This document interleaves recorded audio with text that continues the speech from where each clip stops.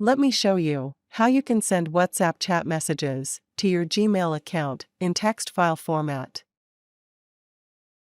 When we open WhatsApp, this is the screen we land on.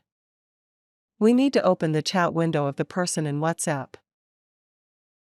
And next, we need to click the three-dotted More option in the right. In this menu, we need to select More option.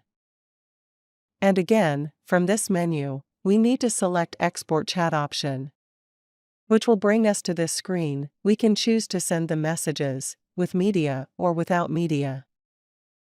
Here, we need to select Gmail icon to send WhatsApp messages in it. If we are logged into a Gmail app in our phone, automatically, we will be asked to enter the email account to which we want to send the WhatsApp chat files and send to the Gmail account mentioned. We need to open the Gmail account to confirm if the WhatsApp text file has been received. You can see the email along with the WhatsApp text file. And done. I am hoping this content was of help to you. You can subscribe to my channel and click the bell notification icon to get new updates when I add more tutorial content like this.